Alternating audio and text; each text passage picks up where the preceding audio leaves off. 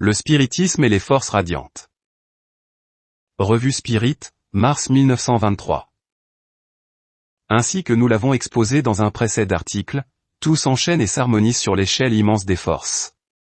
Chaque vibration sonore éveille dans la matière une répercussion correspondante.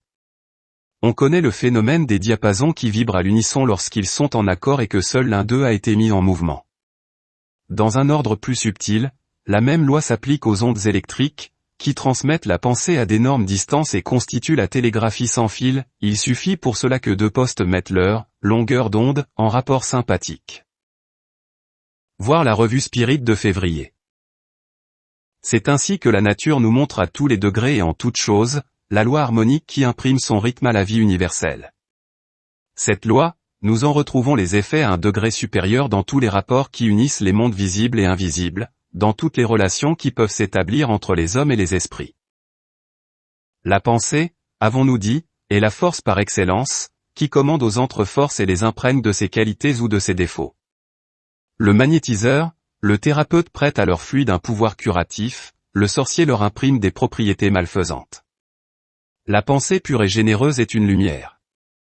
Il se dégage des esprits élevés une clarté radieuse, qui éblouit et chasse les esprits de l'abîme. C'est pourquoi la présence dans les séances d'un esprit protecteur constitue une sauvegarde, un préservatif contre les tromperies et les obsessions. Qui pourrait nier la puissance de la pensée? N'est-ce pas elle qui dirige l'humanité dans sa voie âpre et douloureuse? N'est-ce pas elle qui inspire le génie et prépare les révolutions? Or, le rôle prépondérant qu'elle joue dans l'histoire du monde, nous le retrouvons, sur un plan plus modeste, dans les assemblées spirites. La pensée d'en haut surpasse en énergie toutes les forces d'ici-bas, cependant, pour se communiquer aux humains, il faut lui offrir des conditions favorables. De même que les postes de TSF doivent accorder leurs ondes pour recevoir le message transmis, il faut que les âmes des assistants mettent leurs pensées et leurs radiations en harmonie pour percevoir la pensée supérieure.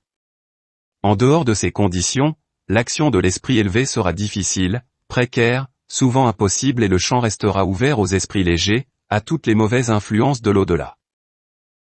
Par quel procédé peut-on donner aux pensées, aux radiations fluidiques des membres d'un même groupe cette unité d'ensemble, ce caractère élevé, cette sorte de synchronisme qui crée une ambiance pure, permettant à l'esprit élevé de se manifester?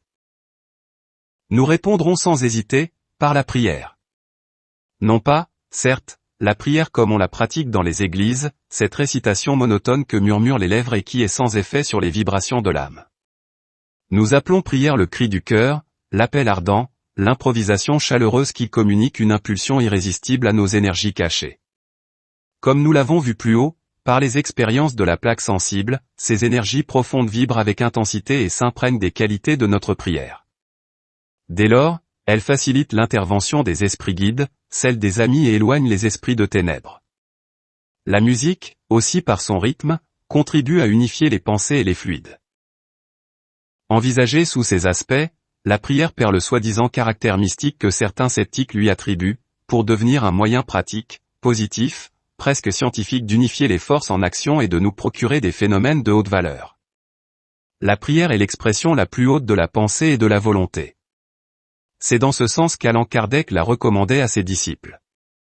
Les religions possédaient là une ressource précieuse pour élever et améliorer l'être humain, mais la pratique en devient banale si elle cesse d'être cet élan spontané de l'âme, qui en fait vibrer les cordes profondes. Dans les séances spirites où ne règne ni le recueillement ni l'union des pensées et la fusion des forces, il se produit des courants divers, souvent opposés, qui forment comme une tempête de fluide dans laquelle les hautes entités éprouvent un réel malaise et même une souffrance qui paralyse leur action. Par contre les esprits inférieurs, aux courtes radiations, s'y complaisent et opèrent avec d'autant plus de facilité qu'ils sont plus grossiers, plus près de la matière. Mais leur influence est funeste pour les médiums, qui l'épuisent et détraquent à la longue. Elle n'est pas moins redoutable pour les expérimentateurs eux-mêmes, comme on peut le voir par les expériences du docteur Gibier et dans beaucoup d'autres cas, pour des chercheurs insouciants ou ignorants des conditions et des lois qui régissent le monde invisible. Voir Spiritisme ou Fakirisme occidental, par le docteur Paul Gibier. Voir aussi le cas tragique, signalé par Luce Ombra, numéro de juin 1921, et reproduit par la revue Spirit. Si les résultats obtenus en Angleterre, dans les milieux scientifiques, sont plus considérables qu'en France, c'est que les savants qui affirment publiquement les phénomènes et les preuves d'identité qu'ils ont recueillis, comme Crook, Myers, Lodge, etc., étaient, ou sont des spiritualistes, tandis que le scepticisme et le matérialisme dominent encore la plupart de nos savants. Vous tous qui, par l'étude du monde invisible, dans vos rapports avec l'au-delà, cherchez les certitudes qui fortifient et consolent, les grandes vérités qui illuminent la vie, tracent la voie à suivre, fixent le but de l'évolution, vous tous qui cherchez à acquérir les forces spirituelles qui soutiennent dans la lutte et dans l'épreuve, qui nous préservent des tentations d'un monde matériel et trompeur, unissez vos pensées, vos prières, vos volontés. Faites jaillir de vos âmes ces courants puissants, ces courants fluidiques qui attirent à vous les entités protectrices, les amis défunts. Si vous savez persévérer dans vos appels, dans vos recherches, dans vos désirs, elles viendront à vous, ces âmes, et leurs conseils, leurs enseignements, leurs secours se déverseront sur vous comme une rosée bienfaisante. Dans cette communion croissante avec l'invisible, vous puiserez une vie nouvelle, vous vous sentirez réconforté, régénéré.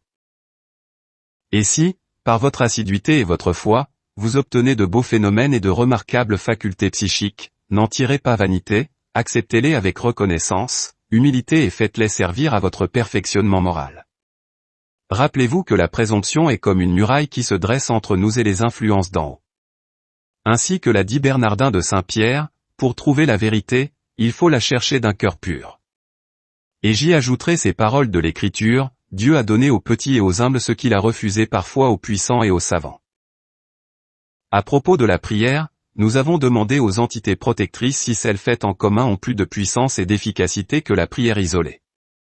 On nous a répondu que la prière en commun, faite dans les églises, n'a pas toujours la coordination nécessaire pour atteindre un but élevé, souvent elle se perd dans l'espace avant d'arriver aux sphères divines.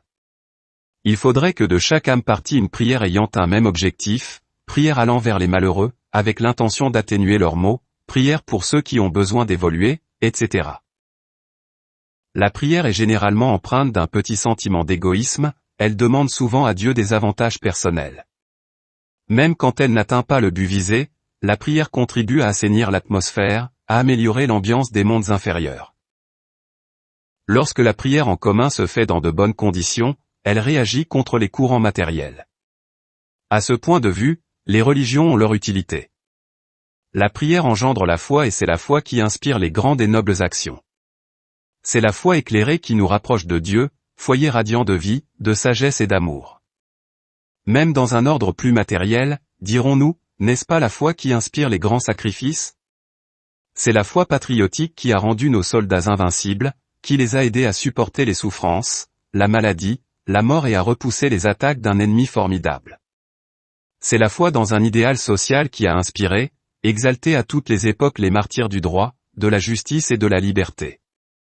C'est la foi dans la science qui, de nos jours, a inspiré des dévouements comme ceux du docteur Vaillant et de tant d'autres, victimes de leur empressement à manier des forces redoutables.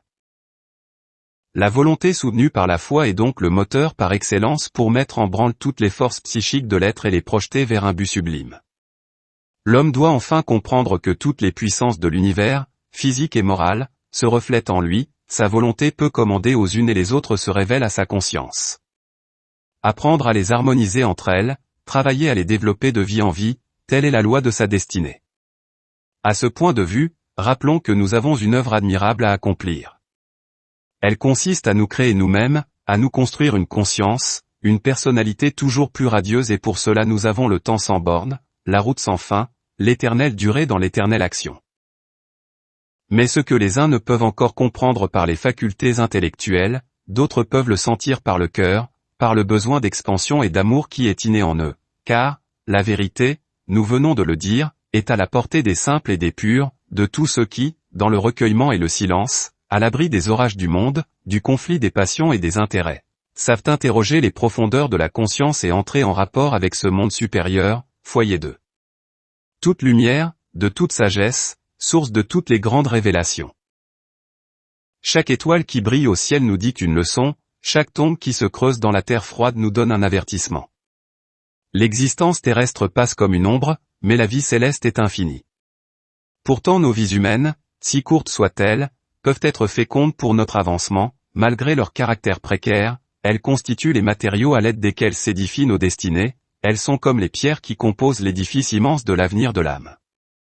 Appliquons-nous donc à les polir ces pierres, à les tailler, à les sculpter, afin d'en construire un monument aux lignes pures, aux formes grandioses et harmonieuses. Léon Denis.